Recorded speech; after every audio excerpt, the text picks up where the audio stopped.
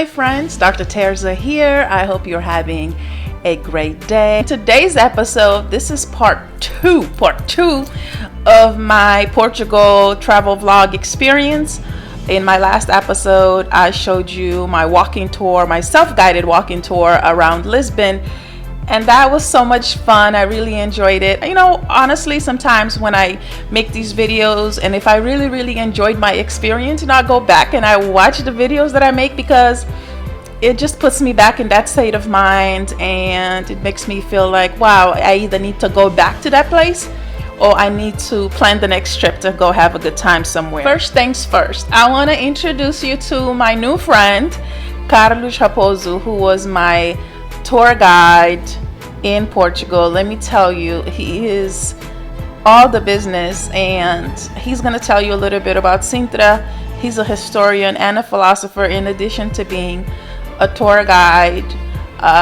He just really made my experience so much better. So listen to what he says about Sintra. So my name is Carlos Raposo. I'm Portuguese. I grew up between Sintra and Lisbon.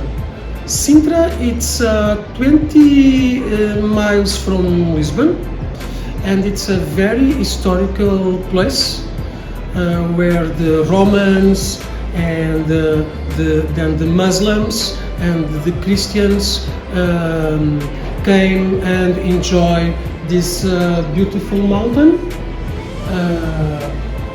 So you have many palaces and castles. I have studied history and philosophy, and now I enjoy to make these tours with different people around the world that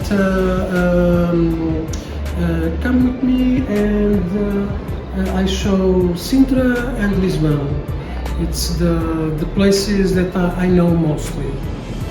What I like more about my country, Portugal, it's the diversity of the people and the country. It's very different from the north to the south, and the people also. Our weather, it's very temperated, and the people also are very temperated people, and we have many mountains and beach. We love sea and food,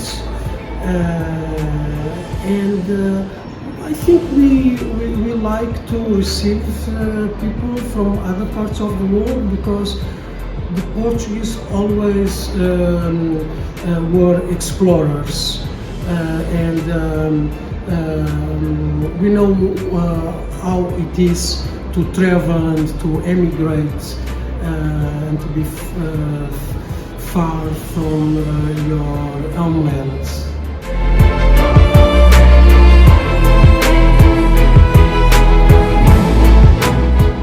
So I wanted to go to Sintra because I'd heard about it. When I have the time, I have to go visit this place. And let me tell you, my breath was taken away, honey. It was just magical.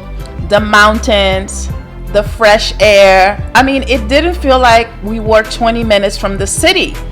Like just from Lisbon, it's down the street. What the heck? The fresh air, the architecture. I'm a huge fan of architecture from different time periods. So this was absolutely incredible for me. For someone who's out of shape, okay, I'm just gonna admit I'm out of shape. I wasn't out of breath because the air was so crisp and so pure and so natural that we were walking and walking and walking. Carlos had me everywhere, but I didn't feel like, oh my gosh, I'm wheezing. You know, I'm out of shape, but I wasn't wheezing because it just felt so good. And two places that I want to tell you about that I visited along with Carlos was the Palacio da Vila de Sintra and Palacio da Regaleira. Let me tell you why I went to these two places. One, Palacio da Vila is the oldest palace there. And then Quinta da Regaleira has very styled architecture, to be honest with you, and it's very gothic. Some of my friends saw my pictures, they thought that it was scary, and I like gothic architecture. I love the gothic style, so it definitely attracted me. Palacio da Vila is the most authentic, and it's the oldest palace, dating back from the medieval period to the Renaissance period, and so I thought that spoke to me more, so I wanted to see the beautiful architecture from that time period. Now, Quinta da Regaleira, it is massive. It is absolutely beautiful. It has a park, a natural park.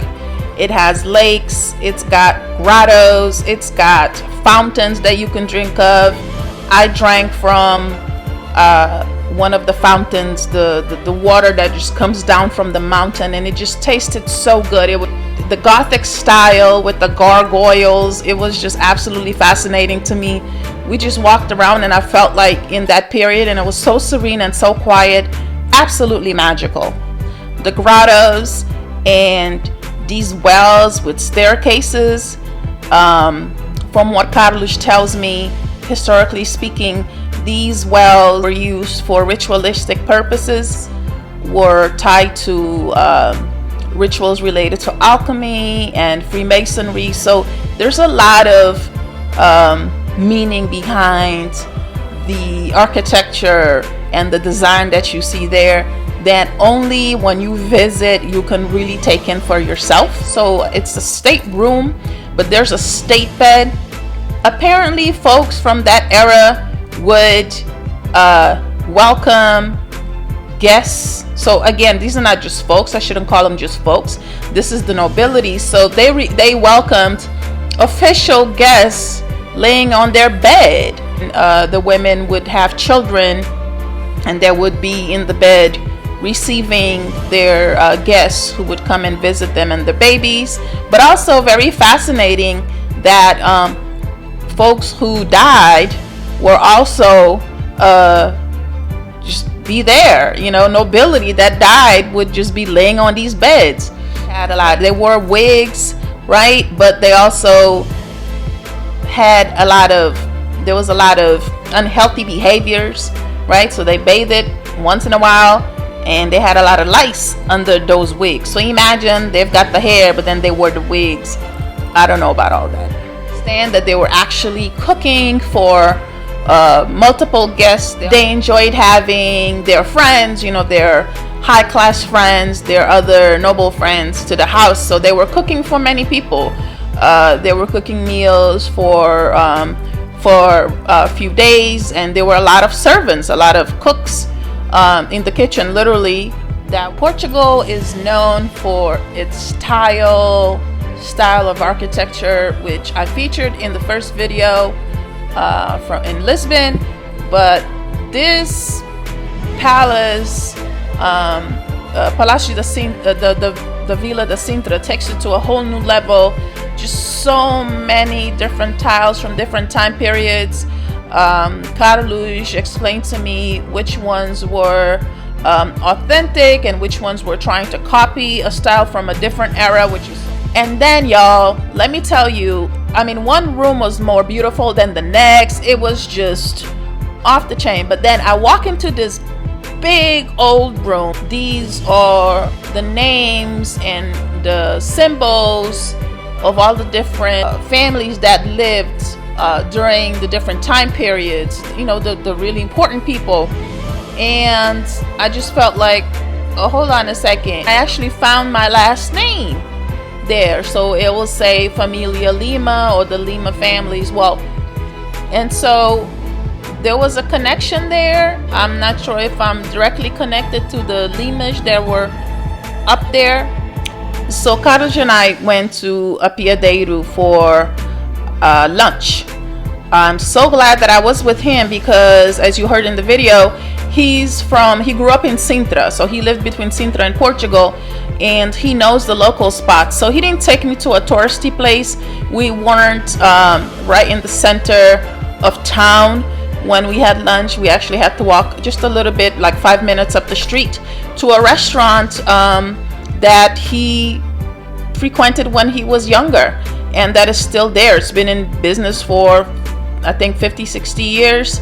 It was the train stop back in the day, but now, you know, it's a restaurant. As you can see, it's still very much frequented. The food was amazing. We had goat. Just listen, Portuguese cuisine, top tier. Top tier. Another thing that helped me understand Portuguese culture and Portuguese people is a brief conversation that I had with Carlos about how the Portuguese are more closed. They are more reserved. They don't really look people in the eye in communication like that. Whereas, for example, Spaniards are more open and impact of religion, nobility, and others who ruled Portugal, the periods of political and civil unrest. All of these things impact the culture of a particular place. So in having that conversation with Carlos, it helped me to understand the culture and how people's behavior, what we find to be acceptable. And so it allowed me to see things from a different perspective. Carlos didn't really sugarcoat the Portuguese role in discovery, in colonialism. We also talked about how his parents were part of the anti-fascist and the anti-colonial movement in Portugal, often being involved in clandestine activities, which was really dope. And so he understands the political and the historical context of Portugal's place in the world, and from a personal and from an academic perspective. So that was really dope to be able to have this conversation with a Portuguese person who understands Portugal's impact in global politics, and so I think that's what helped me understand and not be just one-track minded on the impact of Portugal on Cape Verde, and to hold all Portuguese people all current Portuguese people accountable for what Portugal did back in the day, but to understand that societies are complicated. It doesn't mean that we're trying to absolve the Portuguese state of the wrongdoings. It just means that I'm not holding all Portuguese people, the ones that I see in the street, responsible for everything that the Portuguese state does, the discrimination, the police brutality. That doesn't mean that. It just means that I understand that it's complicated. Visit Portugal for the country that it is, and other places, right? So when we think about colonizers, when I go to Spain, to think differently, to think that it's complicated, that the Spaniards did what they did, but also see it as a beautiful place. So I came out of it knowing that it's complicated.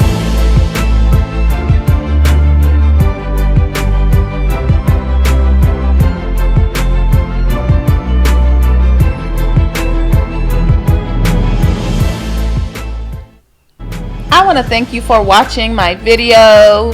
I hope that this sparks your interest in visiting Portugal, particularly Sintra, a place that I fell in love with. If you like the video, make sure you hit like, and if you like my channel, please subscribe and share the videos with your friends. Thank you for watching, and I will see you next time.